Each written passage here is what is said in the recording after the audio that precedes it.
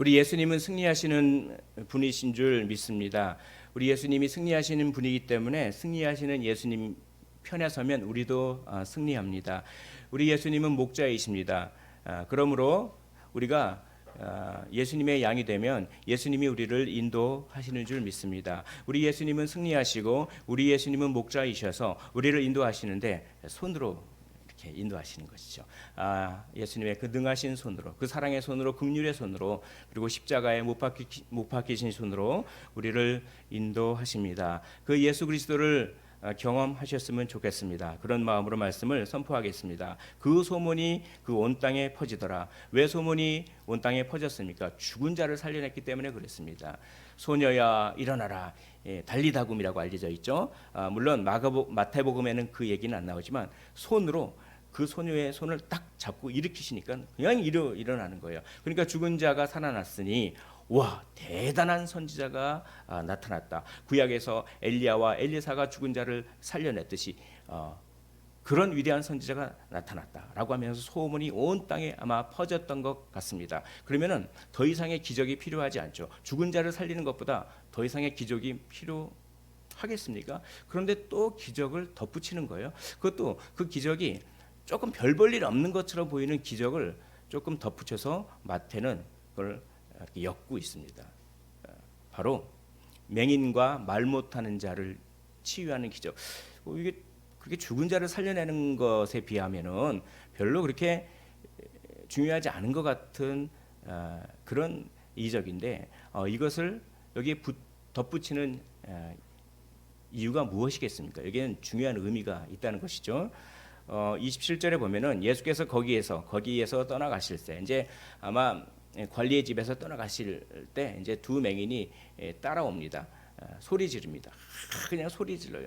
얼마나 간절하게 그렇게 소리 지르겠습니까? 참 간절한 외침을 주님께서 외면하지 않으시는 거죠. 뭐라고 소리 지릅니까? 다윗의 자손이요라고 지릅니다. 뭐라고 소리를 지르십니까? 우리를 불쌍히 여기소서. 우리가 기도할 때 이런 거를 좀 써먹어 봤으면 좋겠습니다.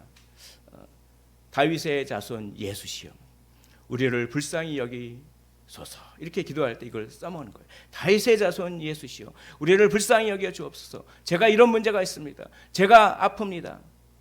제가 눈이 안 보입니다. 제가 앞이 캄캄합니다. 제가 정말 그 제 인생에서 앞이 캄캄합니다. 안개와 같습니다. 다윗의 자손 예수시여, 저를 불쌍히 여겨 주시옵소서. 이렇게 이 맹인이 했던 기도를 우리가 써먹는 거예요. 이 성경의 이 말을 써먹으면서 기도하면 얼마나 이 은혜가 되는지 모르겠습니다. 그런데 다윗의 자손이라고 얘기해요. 이 다윗의 자손이라고 예수님을 부른 사람이 맹인이 처음입니다. 그 앞전에는 뭐 선생이요 뭐 그렇게 했지만 다윗의 자손이라고 맹인이 예수님을 불렀다는 거예요. 이건 굉장한 믿음입니다. 다윗의 자손은 메시아라는 것이죠. 그래서 맹인은 단지 예수님을 선지자요 선생 정도가 아니라 메시아로 구원주로 믿었다는 것입니다. 맹인이. 사무엘하 7장 12절에 내가 내 몸에서 날 내 씨를 내 뒤에 세워 그의 나라를 견고하게 하리라 라고 합니다. 다윗에게 하나님께서 말씀하시는 거죠. 내가 다윗 너의 몸에서 날 너의 씨 너의 후손을 통해서 너의 나라를 견고하게 하겠다. 그래서 유대인들은 다윗의 후손 중에 메시아가 와서 그 메시아가 다윗이 이루었던 통일 왕국을 이루고 정말 그 나라를 영원히 굳게 세우겠다라고 하면서 다윗의 후손을 메시아로 기다렸죠. 그 다윗의 자손이여라고 고백하는 것입니다. 그래서 맹인은 예수님을 메시아로 고백했다. 참 그래도 대단한 믿음입니다. 이 맹인이 예수님을 메시아로 고백했다고 다윗의 자손으로 고백했다고 하는 것은 이런 의미도 됩니다. 예수님께서 나의 눈을 뜨게 하실 수 있습니다 라고 합니다. 여러분, 맹인을 고치는 기적이 구약에서 있을까요? 구약에 없습니다. 맹인이 되게 흔하고 맹인 고치는 걸 되게 별로 그렇게 큰 기적이 아닌 것 같은데 맹인은 메시아만 고쳐요. 메시아만. 그래서 이사야 2장 7절에 보니까 내가 눈먼 자들의 눈을 밝히며 갇힌 자를 감옥에서 이끌어내며 흑암에 앉은 자를 감방에서 나오게 하리라 라고 하면서 메시아의 시대가 도래하면 맹인들이 눈을 뜬다. 그래서 유대인들은 맹인의 눈을 뜨는 사람을 메시아로 그렇게 여길 정도로 그런 어떤 분위기가 있었습니다. 그러니까 맹인의 눈을 뜨게 하는 것은 성경에 예수님 외에는 없습니다. 예수님의 제자들도 맹인의 눈을 뜨게 하진 않았어요. 뭐 특수한 경우가 있긴 하지만, 그러니까 이 맹인의 눈을 뜨게 하는 것은 이건 굉장한 의미가 있는 것이죠. 이것은 예수님이 뭡니까? 메시아다라고 하는 것을 드러내는 이사야의 말씀을 성취하는 것입니다. 예수님은 그냥 자기의 마음대로 자신의 어떤 기분에 의해서 그냥 뭐 이렇게 기적을 베푸신 것이 아니라 예수님은 철저하게 구약에서 예언했던 것을 다 성취하는 거예요. 기적도 다 그런 걸 성취하는 의미가 있습니다. 그래서 맹인의 이 치유는 아주 큰 의미가 있는 것이죠. 그래서 이 다윗의 자손이라고 고백했다고 하는 것은 벌써 그분이 메시아고 메시아는 맹인의 눈을 뜨게 한다라고 하는 것이 구약에 예언되어 있으니까 이 맹인들은 벌써 그걸 믿은 거예요. 그래서 한번 예수님께서 물어보십니다. 내가 이 일을 할 줄을 네가 믿느냐? 내가 너의 눈을 뜨게 할 거를 너는 믿느냐? 그러니까 대답하되 주여 그러하오이다. 이건 무슨 질문입니까? 이건 단지 눈을 뜨게 할 수 있는 능력을 믿느냐라고 하는 질문이라기보다는 너는 나를 정말로 메시아로 믿느냐 이거죠. 예, 그러하오이다. 그러니까 이제 눈을 뜨게 하시는 것이죠. 마태복음 11장 5절에 이런 얘기가 있어요. 맹인이 보며 못 걷는 사람이 걸으며 나병 환자가 깨끗함을 받으며 못 듣는 자가 들으며 죽은 자가 살아나며 가난한 자에게 복음이 전파된다 하라.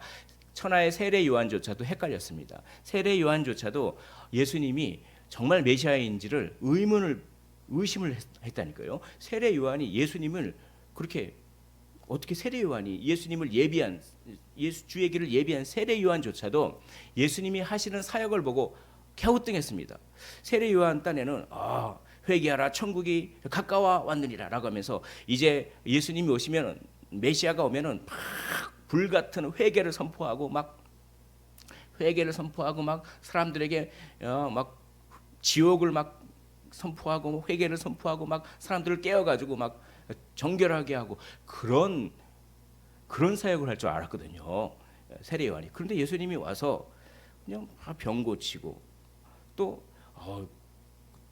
죄인들로 여겨졌던 세리들과 같이 밥 먹고 뭐 금식도 안 하고 막 그러니까 세례 요한조차도 예수님이 정말 맞습니까? 그래서 세례 요한이 자기의 그 제자들을 시켜서 이렇게 물어보는 거예요.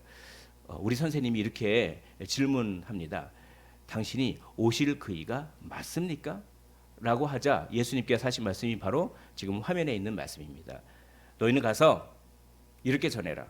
맹인이 보며 못 걷는 사람이 걸으며 나병 환자가 깨끗함을 받으며 못 듣는 자가 들으며 죽은 자가 살아나며 가난한 자에게 복음이 전파된다 하라. 이게 뭡니까? 이사야에 다 나오는 말이에요. 나는 지금 구약의 예언을 구약의 메시아 시대가 도래했을 때 일어나는 일들을 성취하고 있다 이 말입니다.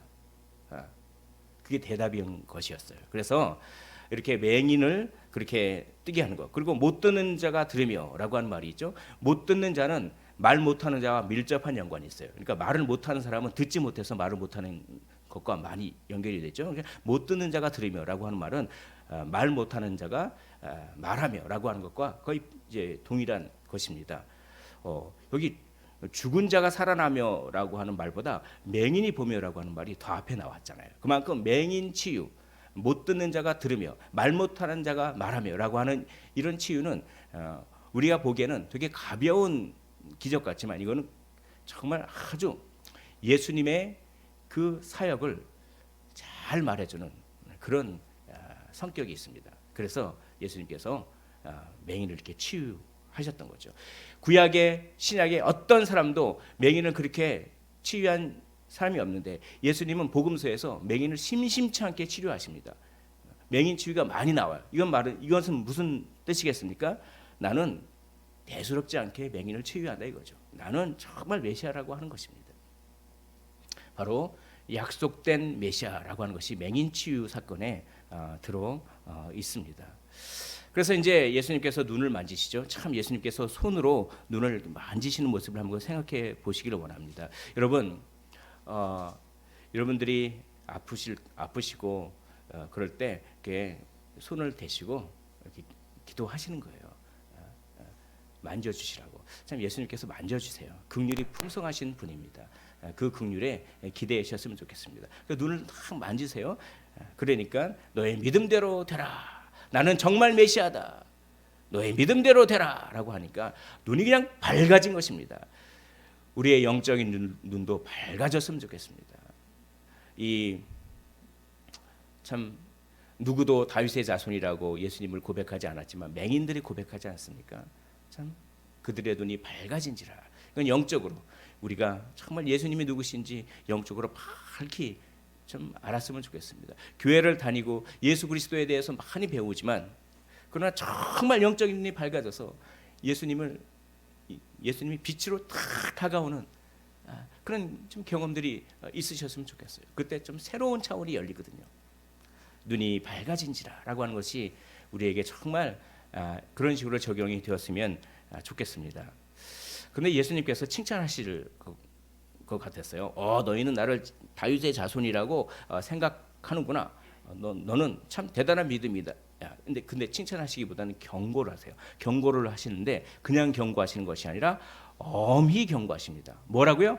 삼가 아무에게도 알리지 말라. 왜 그럴까요? 왜 예수님은 기적을 복음서에 보면 기적을 베푸신 다음에 내가 했던 기적을 아무에게도 알리지 말라. 그것도 그냥 경고하는 것이 아니라 아주 엄히 경고하십니다. 왜 그러셨을까요? 또 복음서를 한번 잘 읽어보십시오. 어느 때는 내가 했던 일을 알려라 그렇게 해요. 어느 때는 알리지 말라 그러고 어느 때는 알리라 그러고 이게 뭘까요? 오늘 본문에서 이걸 우리가 압니다. 바로 이겁니다. 사람들이 메시아에 대한 오해를 하지 않도록. 그때 당시에 메시아는 이 맹인조차도 메시아를 믿었지만 어떤 메시아인가요? 죄를 사하시는 메시아가 아니라 다윗 왕국, 정치적이고 군사적으로 로마 제국에서 우리를 해방시켜줄 그런 메시아로 믿었던 거예요. 근데 이게 대중들이 그런 믿음을 갖고 있었어요. 그런데 메시아가 나타나서 나의 눈을 뜨게 했다 그러면 막 사람들이 동요하면서 안 그래도 메시아에 대한 오해를 하고 있는데 저분이 정치적인 메시아다라고 하면서 막 무리들이 소동을 일어나고 그러면 어떻게 됩니까? 예수님의 사역에 방해가 되는 거예요. 예수님은 그런 메시아가 아닌데. 그래서 메시아에 대한 오해를 피하기 위해서 무리를 자극하는 것을 피하기 위해서 아무에게도 알리지 말라라고 했습니다. 근데 어느 때는 예수님께서 알리라고 그러죠. 어느 때인가요? 이방인 지역에서 사역하실 때는 알리세요. 알리라고 하세요. 근데 유대인 지역에 사역하실 때는 알리지 말라. 보통 그렇죠. 유대인들은 그런 정치적인 메시아를 기다리고 있었기 때문에 그렇습니다. 아무튼 이렇게 엄히 경고하시는데 그런데 그들이 어떻게 합니까? 예수의 소문을 그 온 땅에 퍼뜨리니라. 이게 좋은 걸까요? 사실 순종하지 않은 거죠. 이것은 부정적인 측면이 많습니다. 그들은 왜 예수님을 다윗의 자손으로 메시아로 주님으로 고백하시면서 왜 예수님께서 경고하신 그것도 그냥 경고하신 것이 아니라 엄하게 경고하신 말씀을 순종하지 않았을까요? 그들은 자기가 치유됐다는 사실에 너무 기뻤어요. 거기에 너무 들떴어요. 여러분 병 고치고 치유가 이거 좋습니다. 그러나 치유는 부차적인 거예요. 치유는 하나의 예수님을 알기 위한 통로일 뿐이지 치유 자체가 궁극적인 목적이 아닌데 그들은 기적만을 열광한 거죠. 이 열광주의가 참 한국 교회의 병폐 중에 하나인 거예요. 뭔가 느낌이 왔어. 뭔가 감정이 왔어. 그래서 그냥 그 열광주의. 근데 진짜 성숙한 믿음은 무엇인지 아십니까? 하나님의 말씀을 그대로 순종하는 거예요. 그게 정말 성숙한 믿음이에요. 그들은 기적만을 열광하고 자기가 치유받았다고 하는 것에 들떠서 막 소문을 온 땅에 퍼뜨리는 거죠.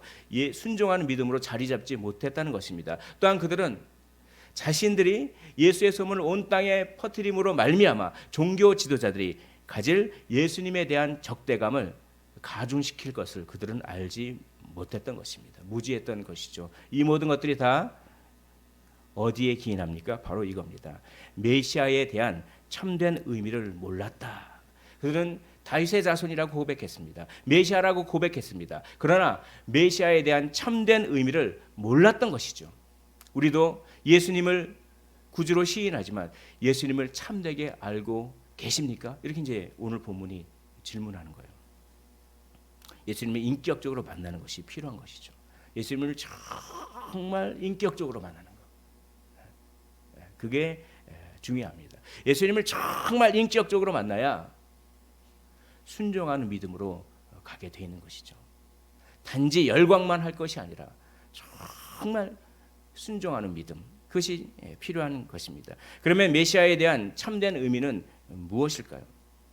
바로 귀신이 쫓겨나고 말 못하는 사람이 말하거늘 무리가 놀랍게 여겨 이르되 이스라엘 가운데 이런 일을 본 적이 없다. 말 못하는 벙어리를 말하게 하는 기적을 통해서 예수님의 그 메시아 되심의 참된 의미를 말하고 있는데, 앞에 단지 말 못하는 사람이 말하거늘이라고 하지 않고 귀신이 쫓겨나고라고 하는 것입니다. 그래서 이 말 못하는 사람이 말하는 사건을 귀신 들려서 그렇게 된 거죠. 그것을 어떤 사탄의 권세를 쫓겨나는 것으로 그 결과 이렇게 말하지 못하는 사람이 말했다, 이렇게 이제 얘기함으로써 결국 말하지 못하는 사람이 말했다고 하는 그 이적 너머에 있는 영적인 전쟁을 예수님께서는 말씀하고 계신 것입니다. 무엇입니까? 사탄의 권세를 이기셨다는 것이죠. 단지 말 못하는 사람을 말하게 하는 것이 아니라 예수님은 사탄의 권세를 이기시는 분이다라고 하는 것입니다. 이것이 메시아에 대한 참된 의미인 것입니다.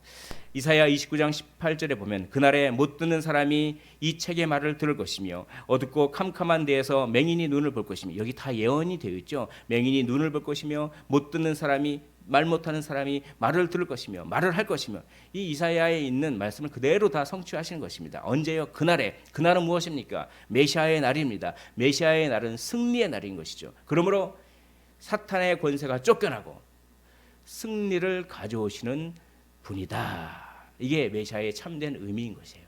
그런데 단지 정치적이고 군사적인 메시아만 생각했기 때문에 그냥 열광주의에, 오늘날 어떻게 적용합니까? 나 잘 먹고 잘 사는 게만 하는 그런 메시아로 알면 안 된다는 거예요. 물론 그런 복도 많이 주십니다. 그러나 예수님은 그런 분이 아니라 우리의 영원한 생명을 주시는, 죄를, 사망 권세를 이기시고 우리에게 영원한 생명을 주시는 그런 예수님인데, 그런 예수님은 쏙 빠지고 나를 잘 먹고 잘 살게 하고 어떠한 고난도 피하게 하시는 예수님으로만 알면 그것은 좀 맹인들이 가졌던 메시아관이죠. 사탄의 세력을 파괴하고 죄의 문제를 해결하는 바로 승리하시는 메시아다라고 하는 것을 맹인 치유, 또한 말 못하는 자가 말하는 치유를 통해서 우리는 알 수가 있는 것입니다. 그 승리하시는 메시아가 우리를 부르세요. 일꾼을 모집합니다. 119 구조대를, 참 이 승리하시는 그 메시아의 손길이 필요한 사람들이 너무나 많아요. 119 구조대, 우리는 119 구조대, 아주 긴급한 필요가 있어요. 긴급한 그 결핍에 우리가 119 구조대로 파송해서 그들을 싣고 예수님 앞으로 와야 되는 거죠. 예수님은, 그 승리하신 예수님은 일꾼을 지금도 모집하고 계시는 것입니다. 바리새인들이 이르되 그가 귀신의 왕을 의지하여 귀신을 쫓아낸다 하더라. 다른 사람들은 참 소문이 터져나고 예수님을 메시아로 알고 선지자로 알고 그랬는데, 바리새인들은 오히려 그 기적을 보면서 못마땅했어요. 저거 귀신 들려서 귀신의 힘으로서 기적 베푸는 거야. 왜 바리새인들은 그렇게 예수님을 못마땅하고 예수님을 적대시했겠습니까? 고정관념 때문에 그렇죠. 왜냐하면 예수님이 자기 나름대로 생각하는 하나님의 방식을 따르지 않다고 생각했어요. 뭐 금식도 안 하지, 또 뭐 나중에 가면 안식일도 안 지키지, 뭐 그렇게 뭐 뭐 죄인이나 세리와 같이 밥 먹지. 그러니까 저 사람은 하나님의 방식으로 일하는 것이 아니야. 이렇게 생각하니까 하나님의 방식으로 기적을 일으키지 않으면 결론이 뭐가 나옵니까? 귀신의 힘을 빌어서 그래서 그렇게 귀신을 쫓아내는 거야. 기적을 베푸는 거야. 그렇게 적대시하는 것이죠. 그들은 고정관념 때문에 예수님을 메시아로 인정하지 않고 대적함으로써 사탄의 도구가 되는 것입니다.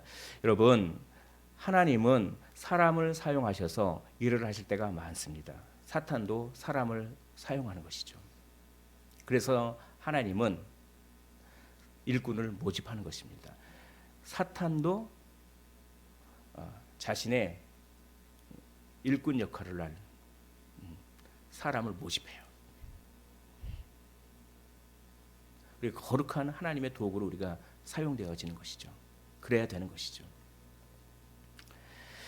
예수께서 모든 도시와 마을에 두루 다니사 그들의 회당에서 가르치시며 천국 복음을 전파하시며 모든 병과 모든 악한 것을 고치시니라. 이게 3대 사역이죠. 가르치시고 전파하시고 고치시니라. 근데 이것은 한 번 나왔던 것입니다. 언제 나왔나요? 4장 23절 똑같은 얘기를 해요. 예수께서 온 갈릴리에 두루 다니사 그들의 회당에서 가르치시며 천국 복음을 전파하시며 백성 중에 모든 병과 모든 약한 것을 고치시니. 4장 23절에서 했던 말씀을 동일하게 반복하는 것입니다. 수미상관법이죠. 그래서 4장 23절에 한번 하고 9장 35절에 하고 그 사이에 5장, 6장, 7장에서 뭐 하십니까? 가르치시죠. 산상수훈으로 가르치시고 복음을 전파하시죠. 8장, 9장에서 뭐 합니까? 고치시죠. 그래서 그걸 다 그렇게 그 구조가 있어요. 참 이게 재밌습니다. 왜 이렇게 수미상관법을 했나요? 기억하라고요. 기억나라고요. 예수님은 이런 일을 하신다라고 하는 것을 기억하게 하는 것입니다. 왜 기억하게 하실까요? 그 일에 너희도 좀 동참해라. 이걸 얘기하고 싶으신 거예요. 그래서 예수님이 무슨 일을 하시는지 기억하라고 하는 것입니다. 여러분, 예수님이 무슨 일을 하시는지 기억하시기를 원합니다. 마음이 아프고 외롭고 힘들 때 예수님이 무슨 일을 하시는지 기억하십시오. 예수님은 모든 약한 것을 고치시지. 기억하십시오. 예수님을 의지하시는 것입니다. 내가 여러 가지 고난이 있고 막막할 때 예수님은 모든 병과 모든 약한 것을 고치시고 예수님은 우리의 인생을 가르치시고 인도하시지. 예수님이 하신 일을 기억하라는 것입니다. 그리고 그 일에 동참하시기를 예수님은 원하시는 것이죠. 예수님이 왜 그런 가르치시고 고치시고 전파하시는 일을 하셨는지 그 이유를 설명하십니다. 그것이 불쌍히 여기셔서 그래요. 왜 불쌍히 여기십니까? 그들이 목자 없는 양과 같이 고생하기 때문에 그걸 보면서 불쌍히 여기셔서 그랬습니다. 여러분, 양은 방향 감각이 없어요. 그래서 개는 어떻습니까? 개는 집 나가더라도 냄새로 집을 찾아오는 경우가 많이 있죠. 연어도 자기 고향으로 가고 많은 짐승들이 자기 집으로 돌아오지 않습니까? 양은 집을 나가면 못 돌아와요. 집을 못 찾아옵니다. 방향이 없어요. 그러니까 목자가 있어야 돼요. 목자가 있어서 인도하지 않으면 양은 그냥 막 방황하는 거죠. 그러니까 목자 없는 양은 뭡니까? 막 방황하는 인생을 말하는 것입니다. 그들이 목자 없는 양이 돼서 그냥 방황해요. 그걸 불쌍히 여기신 겁니다. 그래서 가르치시고 전파하시고 고치시는 것입니다. 또 양은 너무 약해요. 그래서 목자가 보호를 해줘야 돼요. 그래서 목자의 역할은 인도와 보호죠. 성령님이 우리의 목자 되시지 않습니까? 우리를 구름 기둥으로 불 기둥으로 인도하시고 보호하시지 않습니까? 민수기 20장 17절에 그로 그들 앞에 출입하며 그들을 인도하여 출입하게 하사 여호와의 회중이 목자 없는 양과 같이 되지 않게 하옵소서. 이건 뭡니까? 모세가 이제 떠날 날이 얼마 남지 않았습니다. 그리고 이제 여호수아를 후계자로 세우는 장면입니다. 여호수아를 후계자로 세워서 이스라엘을 인도하게 하여 이스라엘 그 여호와의 회중이 목자 없는 양과 같이 되지 않게 하소서. 이렇게 기도하는 것입니다. 그러니까 목자 없는 양은 방어하는 거죠. 목자는 인도하는 역할을 합니다. 그러나 오늘 본문에는 목자의 또 다른 역할을 하는데 그 역할을 강조하는데 그것은 보호하시는 거예요. 우리를 위해서 싸워주시는 역할을 하는 것이 목자의 또 다른 역할인데 그걸 오늘 본문에서는 더 강조하고 있습니다. 오늘 목자 하면은 시편 23편이 생각나죠. 여호와는 나의 목자시니 내게 부족함이 없으리로다. 다윗은 여호와를 목자라고 합니다. 그가 나를 푸른 풀밭에 누이시며 쉴 만한 물가로 인도하신다. 목자의 역할은 인도입니다. 그러나 인도보다 더 길게 목자는 보호하시는 역할을 다윗도 더 강조하고 있어요. 이 고난 중에 쓰여져 있기 때문에 그렇습니다. 우리 화면을 보면서 23장 4절을 한번 한 목소리로 읽어보도록 하겠습니다. 시작. 내가 사망의 음침한 골짜기로 다닐지라도 해를 두려워하지 않을 것은 주께서 나와 함께 하심이라. 주의 지팡이와 막대기가 나를 안위하시나이다. 주의 지팡이와 막대기는 뭡니까? 목자의 지팡이와 막대기로 저 이리 떼들이 쳐들어갈 때 그 막대기로 목자가 싸우는 거예요. 여호와는 나의 목자시니 나를 위하여 싸워주시는 분이십니다. 이렇게 고백하고 있는 것입니다. 여러분, 어려움 당할 때 그 어려움과 싸워주시는 목자이신 예수 그리스도를 생각하시기를 원합니다. 예수님은 우리의 목자가 되셔서 우리를 인도하실 뿐만 아니라 우리를 위하여 싸우시는 분이신 줄 믿습니다. 우리를 괴롭히는 생각들이요, 우리를 괴롭히는 감정들이요, 우리를 괴롭히는 사람들이요, 우리를 괴롭히는 환경들이요, 제 힘으로는 안 됩니다. 오직 주만 바라보나이다. 목자 되신 주님께서 싸워 주시옵소서. 주의 지팡이와 주의 막대기가 나를 안위하시나이다. 이렇게 우리가 고백하는 것이죠. 그래서 주께서 내 원수의 목전에서 내게 상을 차려주시고 기름을 내 머리에 부으셨나니 내 잔이 넘치나이다. 내 원수 마귀의 목전에서 나를 구해주시는 그런 목자를 다윗은 고백하고 있습니다. 그리고 이렇게 얘기하는 거죠. 내 평생의 선하심과 인자하심이, 인자하심은 헤세드예요. 헤세드 우리가 배웠죠. 내 평생의 선하심과 헤세드가 반드시 나를 따라다닐 것이니 내가 여호와의 집에 영원히 살리라. 내가 이쪽으로 가면 하나님의 인자하심이 나를 따라다녀요. 내가 저쪽으로 가면 하나님의 인자하심이 나를 따라다녀요. 그래서 내가 어디로 가든지 하나님의 인자하심이, 하나님의 헤세드가, 하나님의 그 상식을 초월한 사랑이 나를 계속 쫓아다니면서 나를 어떻게 합니까? 인도하시고 보호하신다라고 하는 것입니다. 우리 주님께서도 자신을 선한 목자라고 하셨습니다. 나는 선한 목자라. 선한 목자는 양들을 위하여 목숨을 버리거니와 삭구는 목자가 아니요 양도 제 양이 아니라. 이리가 오는 것을 보면 양을 버리고 달아나나니 이리가 양을 물어가고 또 해치느니라. 우리 예수님은 선한 목자십니다. 삭군 목자가 아니십니다. 예수님은 우리를 위하여 목숨을 버리기까지 싸우시는 분이신 줄 믿으시길 원합니다. 그런데 예수님이 싸우시면 지는 경우가 있습니까? 예수님은 승리하시는 분이시죠.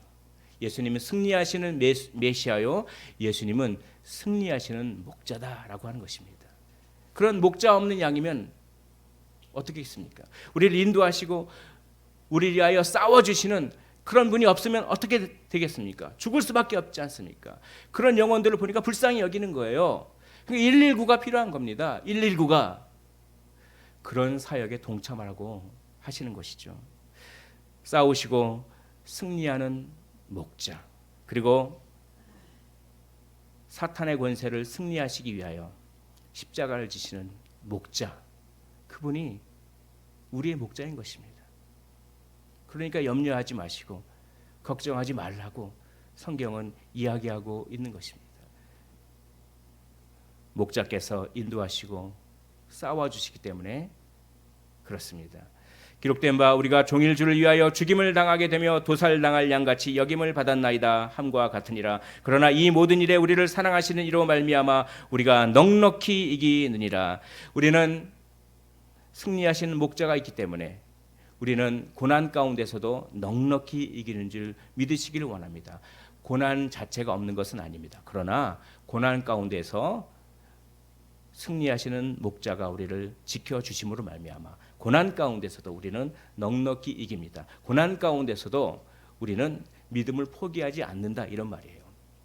그리고 고난에 맞서 싸울 힘을 하나님께서는 주신다, 이런 뜻이죠. 목자가 항상 임마누엘로 우리와 함께 계시기 때문에 그렇습니다. 도살당할 양같이 여김을 받을 수는 있으나 결코 우리는 목자 없는 양은 될 수 없습니다. 왜냐하면 선한 목자 되신 분이 우리와 항상 세상 끝까지 함께 계시기 때문에 그렇습니다. 그런 선한 목자를 신뢰하시고 의지하시기를 원합니다. 그러면서 이제 일꾼을 초청하는 것이죠. 이제까지 길게 우리 주님은 자신이 어떤 사역을 했는지를 기억나게 하셨습니다. 그리고 자신이 왜 그런 사역을 했는지 그 이유를 설명했습니다. 그런 다음에 일꾼을 초청하는 것이죠. 그만큼 자신의 사역에 우리를 동참시키시기를 원하고 계시는 것입니다. 이에 제자들에게 이르시되 추수할 것은 목자가 없는 양을 말하는 거예요. 천지 쌓여 있어요. 목자가 없는 양이. 그래서 내버려 두면은 집도 못 찾아가고 우리의 고향은 천국인데 천국도 못 찾아가고 내버려 두면은 이리가 와서 물어뜯고 막 죽을 수밖에 없는 119가 필요한 추수할 것은 많되 일꾼이 적으니 그러므로 추수하는 주인에게 청하여 추수할 일꾼들을 보내주소서. 그렇게 기도하라는 것입니다. 우리가 일꾼이라고 하는 것입니다. 추수하니까 이 말씀을 묵상하면서 손이 생각났어요. 손으로 바쁘게 손을 움직이는 그런 일꾼들. 손으로 바쁘게 움직여요.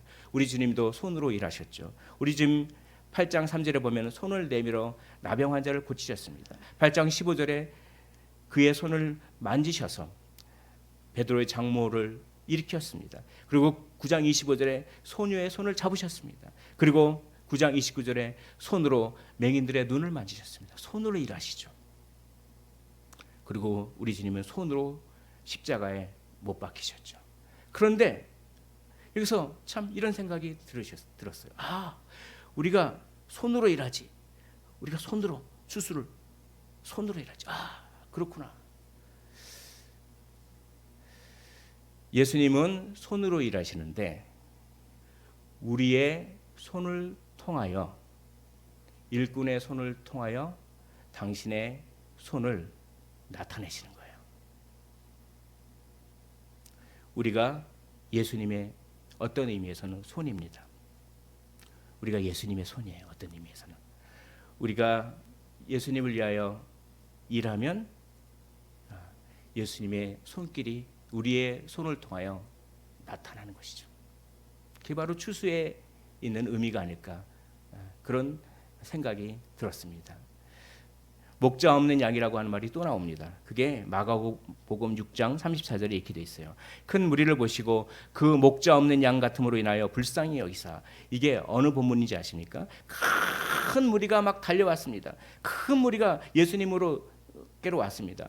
근데 그 큰 무리를 보시고 왜 큰 무리가 하나님의 말씀을 듣기 위하여 막 온 것이죠. 병 고침을 받기 위하여 막 온 것이죠. 그 큰 무리를 보시고 예수님은 목자 없는 양처럼 보시고 불쌍히 여기셨습니다. 그런 다음에 무슨 기적을 베푸시나요? 그 목자 없는 양 같음으로 인하여 불쌍히 여기사라고 한 말씀 다음에 무슨 기적이 일어나나요? 여러분들이 너무나도 잘 아시는 오병이어의 기적이 여기에서 나오는 것입니다. 오병이어의 기적은 목자 없는 양같이 불쌍히 여기셨기 때문에 베풀어 주신 거예요. 그래서 떡을 떼십니다.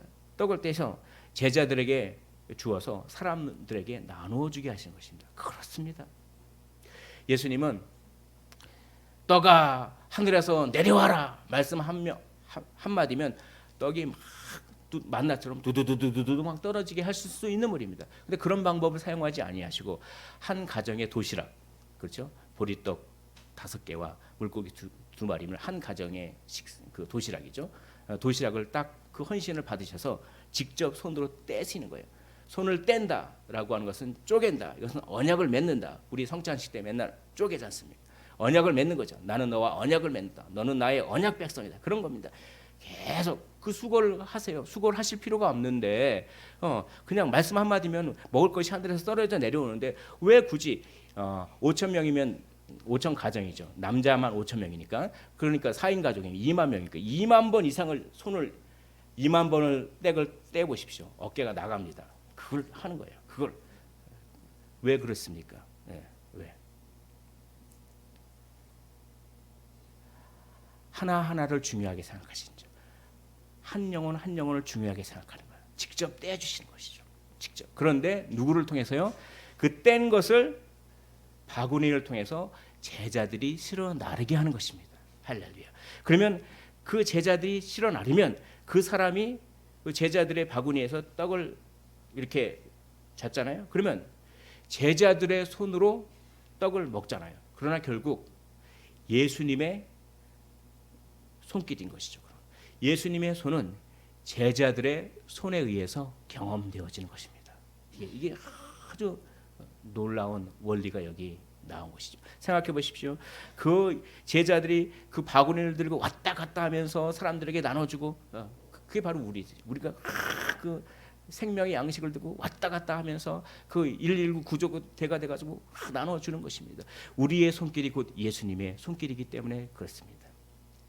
안 보이는 하나님의 보이는 손길의 형태가 우리를 통해서 드러나는 것이죠. 주님은 제자들의 손을 통하여 주님의 손을 경험하게 하십니다. 우리가 말 한마디 따뜻한 위로를 하고 우리가 부지런히 손을 움직이면 그것은 우리의 입술이 아니요 우리의 손이 아니요 주님의 입술이요 주님의 손이 되는 것입니다.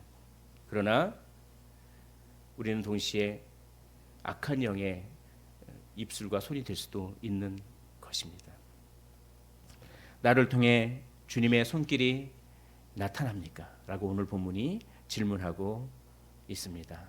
여러분, 승리하시는 목자의 손은 바로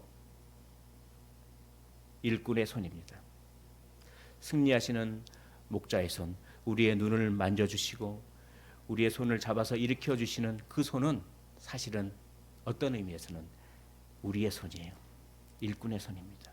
우리가 주님의 손과 발이 되기를 원합니다. 말씀을 정리하도록 하겠습니다. 여러분, 어렵고 힘들고 외로울 때 기억하십시오. 우리에게는 승리하는 목자가 계십니다. 그리고 목자 없는 양이 되지 마시길 원합니다. 그분의 양이 되십시오. 그런 다음에 그분의 손길을 나타내는 일꾼이 되시기를 주님의 이름으로 축원을 드립니다.